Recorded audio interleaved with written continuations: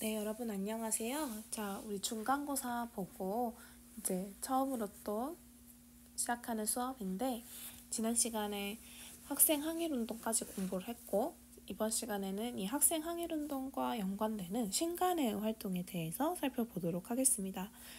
이 주제는 우리 민족이 어떤 자신들의 견해나 사상을 뛰어넘어서 이제 이 민족의 독립을 위해서 연대를 하는 이 민족유일당이라는 점에서 의의가 있습니다. 자, 그렇다면 어떻게 이들이 연대를 하게 되었는지 살펴보도록 하겠습니다. 자, 먼저 배경을 살펴보면, 민족유일당 운동의 배경을 살펴보면, 중국에서 1차 국공합작이 이루어지게 되면서 얘네들도 이제 국민당과 공산당이 서로 의견은 다르지만 어떤 그런 중국의 통일을 위해서 연합을 하게 되거든요. 그러면서 이제 한국에서도 이러한 흐름들이 나중에 들어오게 돼요.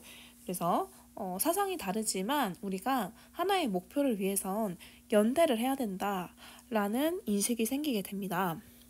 그리고 60만 세 운동에서 이제 이 60만 세 운동을 하려다가 일제에 의해서 발각이 되어서 사실 실패를 하게 되는데, 그런 과정 속에서도 우리가 이렇게 실패를 하면 우리가 독립을 할 수가 없다. 그러니까 더 이제 단결을 해서 우리가 좀 움직여야겠다라는 필요성을 느끼게 되었다는 것이죠.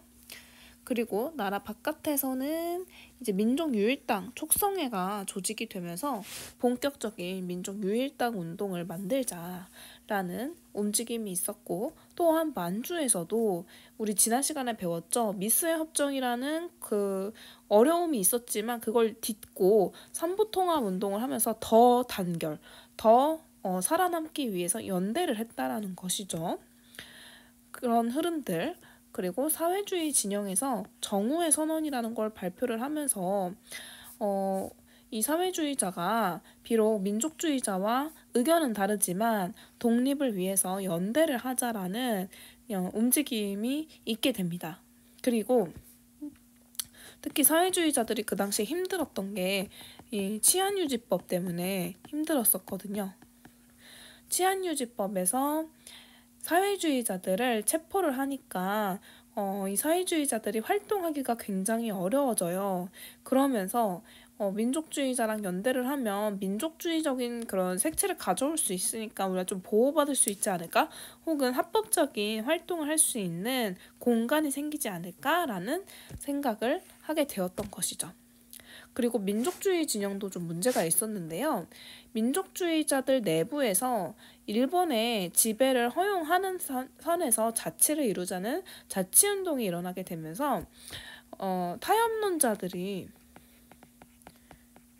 생기게 됩니다. 말하자면 이제 일제 타협하는 사람들을 말하는 거죠. 이광수, 최린, 김성수와 같은 사람들. 이제 이런 사람들이 생기니까 민족주의자 안에서도 나는 자치운동은 아닌데 난 독립이 먼저인데 라고 생각하는 민족주의자들이 있었던 거죠. 그러니까 이 자치운동은 좀 문제가 있다 비판하면서 나는 이런 자치론자하고는 결이 다른 사람들이다 라는 걸 보여주면서 나는 얘네랑 같이 안 놀아 하고 사회주의 진영과 연대를 하려고 했다는 것이죠.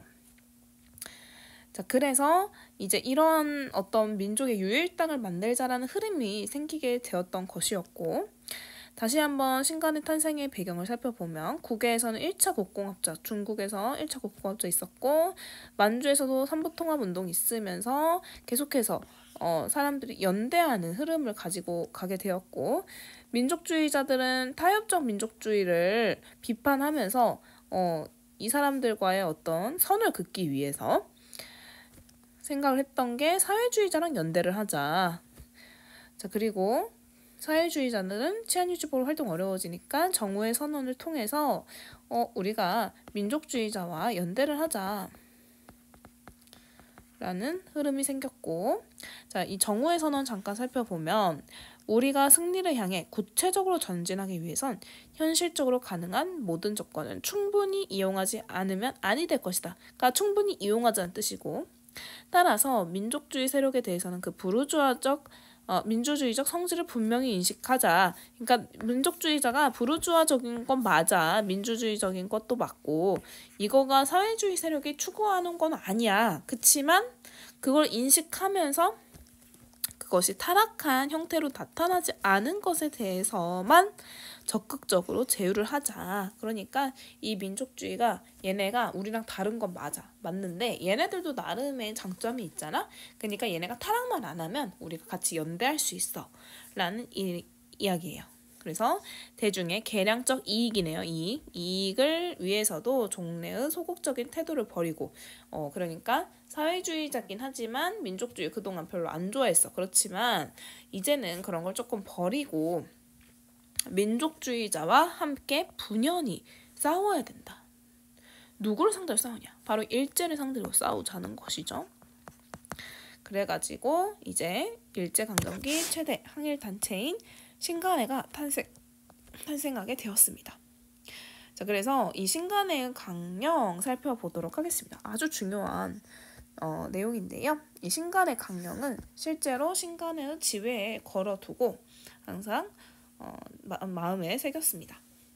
자, 신간회의 강령을 살펴보면요. 1번, 우리는 정치적, 경제적 각성을 촉진한. 이 각성이라는 거 이제 정신 바짝 든 거 말하는 거잖아요. 정치적, 경제적인 그런 상태를 촉진하자. 그 다음에 우리는 단결을 공고히 하자. 누구의 단결? 사회주의자와 민족주의자. 민족주의자 중에서도 비타입적 민족주의자를 말하는 거고, 우리는 기회주의를 일체 부인함. 이 부인이 와이프가 아닙니다. 반대한다는 뜻이에요. 여기서 기회주의라는 것은 이 자치론자들을 말하는 거죠. 얘는 안 된다. 자, 그래서 이러한 신간회의 활동을 확대하기 위해서 전국에 지회를 조직했어요. 전국에 143개나 두었네요. 이 정도면은 거의 뭐 시마다는 당연히 있고 뭐 마을마다도 있을 정도로 굉장히 큰 단체라는 걸 알 수가 있겠죠. 그래서 국내 최대 규모의 정치 사회단체로 성장하게 되었고요. 강연회나 연설회, 야학활동, 그리고 소작, 노동쟁이에게도 지원해줬고 학생들을 위해서 동맹휴학에도 지원해줬네요. 광주 학생 항일운동에 진상조사단 파견했죠. 그래서 대규모의 민중대회를 개최를 함으로써 이 광주 학생 항일운동을 전국적으로 퍼지게 하였고, 그리고 기존의 어떤 교육을 개선해달라는 것뿐만이 아니라 항일투쟁으로 발전시켜 나가게 되었죠. 그렇지만 일제가 이걸 가만두고 보겠습니까? 당연히 아니죠. 그래서 집행부가 일제에 의해서 대거 구속이 됩니다.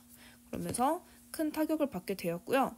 이렇게 되면서 새로운 집행부가 선출이 됐지만 문제는 이 집행부들이 굉장히 물러터져가지고 타협론자와 협력을 하려고 했다는 것입니다. 그렇지만 이 신간의 강령이 뭐였어요? 우리는 기회주의를 일체 부인한다라는 거였는데 이 강령의 원칙을 깨기 시작했다라는 거죠. 그러면서 더 이상 이 신간회를 유지하는 것은 의미가 없다라고 사회주의자들은 생각을 했어요. 그래서 결국에는 1931년에 신간회가 사라지게 됩니다. 해소라는 거는 스스로 해산을 했다라는 뜻이에요. 그러면서 이제 독립운동이 다시 뿔뿔이 흩어지게 되었습니다.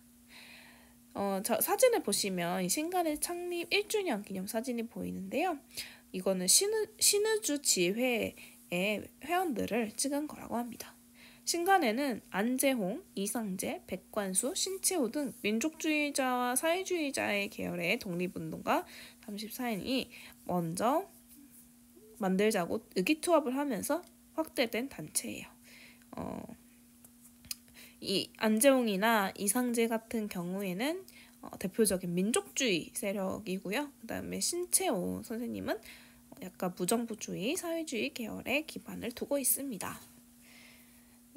자, 그러면 오늘은 여기까지 살펴보고요. 다음 시간에는 사회, 문화 변동 살펴보도록 하겠습니다.